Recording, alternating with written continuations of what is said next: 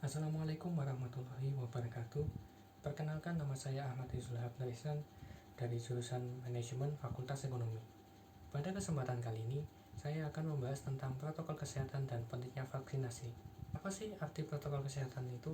Nah, arti protokol kesehatan merupakan suatu protokol atau susunan aturan yang dibuat oleh otoritas kesehatan di suatu negara yang bertujuan untuk melindungi warga negara dari ancaman wabah atau penyakit yang disebabkan oleh virus, terutama virus COVID-19 yang sedang mewabah saat ini. Nah, protokol kesehatan sendiri merupakan upaya pemerintah dalam melindungi warga negara dari ancaman wabah atau penyakit yang disebabkan oleh virus, terutama virus COVID-19 yang sedang marak sekali wabah saat ini. Nah, apabila kita sebagai warga negara tidak melaksanakan protokol kesehatan dengan baik dan benar, maka kita turut serta dalam meningkatkan potensi penularan virus COVID-19 di sekitar kita dan meningkatkan angka kematian akibat COVID-19 itu sendiri. Nah, pemerintah Indonesia sekarang menerapkan protokol kesehatan 5M. Nah, apa sih 5M itu? Nah, M yang pertama adalah memakai masker. Nah, memakai masker sendiri merupakan suatu kewajiban bagi kita untuk melindungi diri kita dari ancaman virus COVID-19 itu sendiri. Nah, virus COVID-19 penularannya sangat cepat dan melalui droplet atau percikan bersin. Masker sendiri memiliki tingkat efektivitas dalam menahan laju Nah, jadi masker itu memiliki efektivitas dalam menahan droplet yang akan masuk ke dalam tubuh kita melalui hidung. Nah, yang pertama adalah masker scuba. Masker scuba ini memiliki tingkat efektivitas yang sangat-sangat kecil sekali sehingga para ahli tidak bisa merekomendasikan untuk menggunakan masker ini. Nah, yang kedua adalah masker kain. Masker kain ini memiliki tingkat efektivitas yang di atas masker scuba tapi di bawah masker medis. Nah, para ahli masih merekomendasikan masker kain sebanyak 2 atau 3 lapis. Karena 2 atau 3 lapis itu dapat menahan droplet yang akan masuk ke dalam hidung. Nah, selanjutnya adalah masker medis atau yang sering kita lihat itu masker medis sekali pakai. Nah, masker tersebut itu bisa menahan droplet yang akan masuk ke dalam tubuh melalui hidung. Nah, masker ini ya bisa dikatakan efektif, cuman belum efektif banget untuk menahan laju droplet itu. Nah, yang paling efektif adalah masker KN95 atau N95. Nah, tetapi kadang kita sulit menemukan masker tersebut. Nah, para ahli menyarankan untuk menggunakan masker 2 lapis, yaitu masker kain dan masker medis. Nah, untuk masker medis sendiri digunakan di bagian hidung yang dekat dengan hidung. Nah, sedangkan masker kain digunakan di bagian luarnya. Nah, para ahli juga tidak merekomendasikan untuk menggunakan masker 2 lapis dengan masker medis karena dianggap sia-sia dan tidak terlalu efektif untuk menahan laju droplet yang akan masuk ke dalam hidung. Nah, yang selanjutnya adalah mencuci tangan. Mencuci tangan merupakan kegiatan yang hampir kita bisa lakukan setiap hari sih. Apabila kita habis memegang sesuatu yang kotor, pasti kita akan cuci tangan. Nah, mencuci tangan sendiri sebenarnya harus menggunakan air dan sabun. Karena dengan air dan sabun, maka akan membersihkan seluruh kuman atau bakteri atau virus yang ada di tangan kita yang tidak mungkin kita bisa lihat dengan mata kepala sendiri ya. Nah, dengan mencuci tangan, kita bisa mengurangi penularan dari COVID-19 yang tersebar di benda-benda yang sering kita pegang atau kita raba. Nah, selain mengurangi resiko penularan COVID-19, mencuci tangan juga dapat mengurangi resiko tertularnya penyakit lain seperti diare atau tipes. Nah, mencuci tangan sendiri harus dilakukan menggunakan air yang mengalir dan sabun. Nah, sabun ini seharusnya menggunakan sabun cair atau gel. Nah, apabila kita tidak menemukan sabun cair atau gel, maka kita bisa menggunakan sabun batang. Nah, apabila kita tidak menemukan kedua hal tersebut, maka kita bisa menggunakan alkohol 70% atau hand sanitizer untuk mencuci tangan. Tetapi ingat, ini hanya dalam keadaan tertentu dan darurat saja. Penggunaan hand sanitizer atau alkohol 70% sebagai media pencuci tangan harus benar-benar hati-hati, apalagi kita akan makan.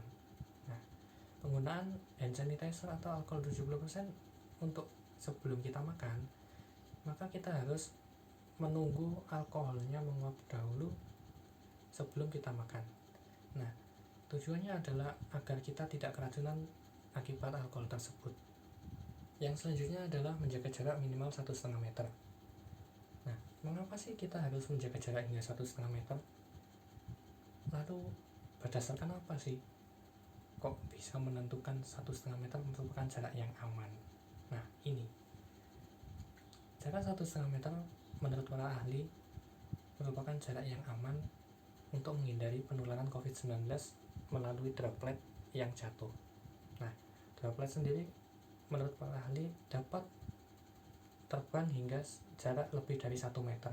Nah, dengan jarak 1,5 meter, maka menurut para ahli merupakan jarak yang sangat aman atau minimal yang direkomendasikan oleh para ahli untuk mengurangi penularan COVID-19. Dan kita tahu sendiri kan, kalau kita bersin pasti percikannya akan kemana-mana karena angin. Nah, karena angin itulah droplet bisa terbang kemana-mana, sehingga kita perlu menjaga jarak hingga 1,5 meter. Nah, yang selanjutnya adalah menjauhi kerumunan. Mungkin untuk menjauhi kerumunan agak sulit ya bagi kita sebagai manusia yang suka berkumpul dan suka bersosialisasi dengan manusia yang lain. Nah, mau tidak mau kita harus melakukannya, karena dengan kita menjauhi kerumunan, maka kita dapat membantu meringankan para nakes yang sedang bekerja dalam kondisi yang saat ini. Nah, mengapa kita harus menjauhi kerumunan? Karena semakin banyak kerumunan, maka akan memperbesar potensi penularan COVID-19 itu sendiri. Nah, karena setiap kerumunan kita tidak tahu siapa yang berpotensi menularkan atau yang dapat menjadi pusat penularan itu sendiri. Nah, oleh karena itu kita harus menjaga jarak dan menjauhi kerumunan itu tadi, agar kita tidak tertular COVID-19 itu sendiri. Nah, M yang terakhir atau M yang kelima adalah mengurangi mobilitas. Nah, mengurangi mobilitas yaitu mengurangi segala kegiatan kita di luar rumah. Nah, kita dituntut untuk tetap hidup di dalam rumah. Ya, walaupun kita tidak bisa sepenuhnya tinggal di rumah ya pasti kita jenuh. Nah, apabila kita jenuh ya kita nggak apa-apa keluar, tetapi kita harus tetap melaksanakan protokol kesehatan yang ada, seperti memakai masker, lalu mencuci tangan kalau kita pulang dari luar rumah, dan menjauhi kerumunan dan menjaga jarak. Nah, selain itu, kalau ada keperluan yang mendesak seperti kebutuhan untuk belanja kebutuhan pokok, bekerja, itu kita nggak apa-apa keluar rumah, cuma kita harus menjaga protokol kesehatan yang ada.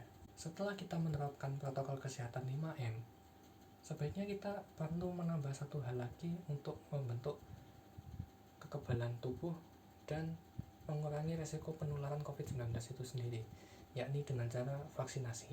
Nah, vaksin sendiri merupakan pembentuk antibodi di dalam tubuh kita, sehingga apabila kita terserang COVID-19, maka kita mengalami gejala yang lebih ringan, atau seburuk-buruknya kita akan mengalami gejala yang sedang, tidak sampai berat hingga masuk ICU. Nah,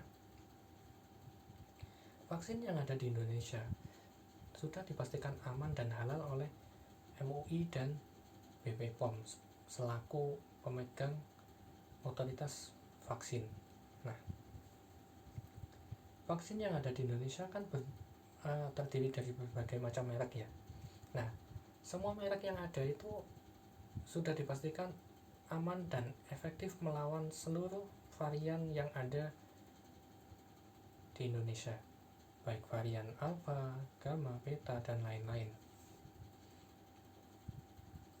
Nah, kesimpulannya adalah dengan melakukan protokol kesehatan 5M dan melakukan vaksinasi, maka kita dapat mendukung pemerintah untuk mempercepat pemulihan kondisi kehidupan dan kondisi ekonomi yang ada di Indonesia yang sekarang ini masih belum bangkit seperti dulu ya. Dan kita bisa mengurangi tingkat penularan COVID-19 yang semakin hari semakin banyak saja, sehingga kita harus melakukan protokol kesehatan dan melakukan vaksinasi untuk mendukung pemerintah dan untuk mengurangi beban nakes yang sedang bekerja dalam rumah sakit yang sedang menangani pasien COVID-19.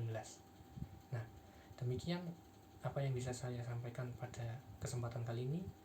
Mohon dimaafkan apabila ada kekurangan dan kesalahan. Wassalamualaikum warahmatullahi wabarakatuh.